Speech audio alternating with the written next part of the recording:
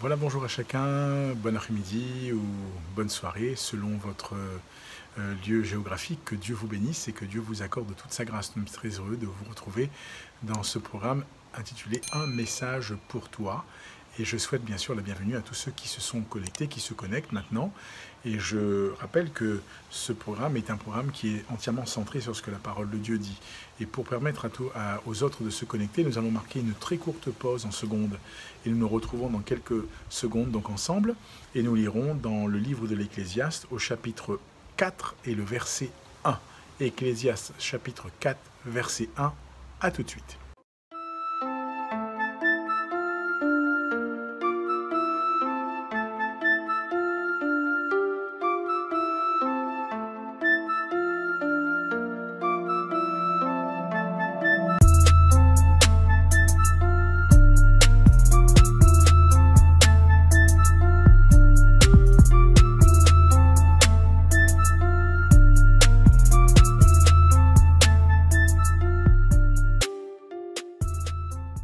Nous poursuivons notre partage aujourd'hui et je lis, bien sûr, avant de lire, je souhaite encore la bienvenue à tous ceux et celles qui se sont connectés entre-temps, que Dieu vous bénisse. Nous lisons dans Ecclésiaste au chapitre 4, verset 1, il est dit « J'ai considéré ensuite toutes les oppressions qui se commettent sous le soleil. Et voici, les opprimés sont dans les larmes, et personne qui les console. Ils sont en butte à la violence de leurs oppresseurs, et personne qui les console. » Alors c'est une grande réalité.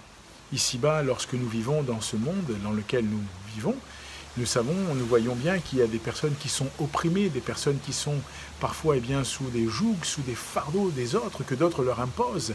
Et la souffrance est telle qu'ils ne peuvent pas réagir, ils ne peuvent rien dire, ils ne peuvent pas, entre guillemets, apporter un tant soit peu leur ressenti. Et ça, c'est une grande réalité. L'homme de Dieu le dit, mais j'ai considéré ensuite toutes les oppressions qui se commettent sous le soleil. Voici, les opprimés sont dans les larmes, et personne qui les console. Combien d'hommes et de femmes autour de nous sont dans les larmes? Parce qu'ils sont opprimés, parce qu'ils sont sous des pressions, parce qu'ils vivent mal telle et telle situation, parce que pour eux, c'est compliqué, c'est dur. J'aimerais t'encourager. J'aimerais, là encore, te permettre de comprendre et de réaliser qu'il est important pour toi comme pour moi de réaliser que notre monde va mal, que le monde dans lequel nous vivons est un monde qui est mis à mal, il souffre. Et dans cette souffrance, Dieu veut encore nous secourir, nous aider, nous venir en aide. Dieu veut nous rappeler que finalement, n'était-ce pas notre mode, là encore, de vie lorsque nous l'avons rencontré. Nous étions nous aussi opprimés. Opprimés par qui et par quoi? Opprimés par l'ennemi de notre âme, opprimés par le péché. Et les larmes étaient là. Personne ne pouvait nous consoler. Nous étions en but à la violence de cet oppresseur. Et personne qui nous consolait. Mais Christ, la Bible dit dans l'évangile de Jean, chapitre 3, verset 16, Jean 3, 16, « Car Dieu a tant aimé le monde qu'il a donné son Fils unique, afin que quiconque croit en lui ne périsse point, mais qu'il ait la vie éternelle. » Christ vient. Et en venant dans l'humanité, il vient non pas pour faire un show, mais il vient pour apporter le salut et la guérison, le secours qui vient de Dieu. Et c'est la raison pour laquelle, si ici-bas, l'homme fait ce constat en disant que toutes les oppressions qui se commettent sous le soleil, les opprimés sont dans les larmes et personne qui les console, oui, mais quand Jésus vient, il nous console.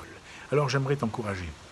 Peut-être que c'est ton cas, peut-être que tu es opprimé, peut-être que tu pleures, peut-être que tu ne sais plus quoi faire, peut-être que tu connais des personnes, des membres de ta famille qui pleurent.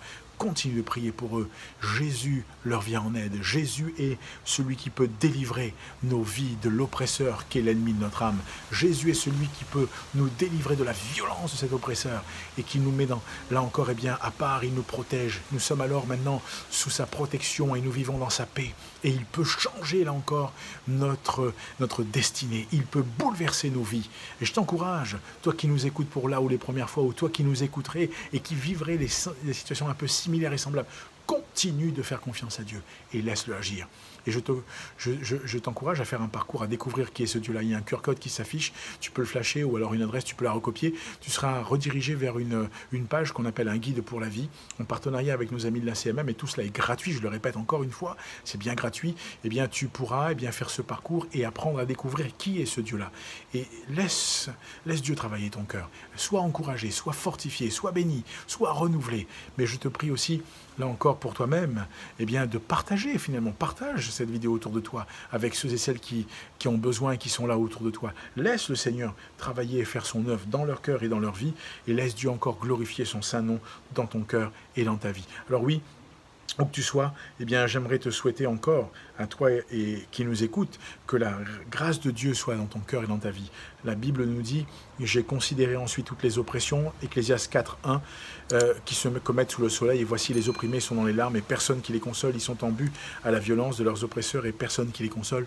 S'il n'y a personne qui les console, Christ peut les consoler. Christ nous a consolés. Alors sois encouragé, relève la tête, et garde tes regards fixés sur lui. Que Dieu te bénisse et je te dis à bientôt pour un message pour toi.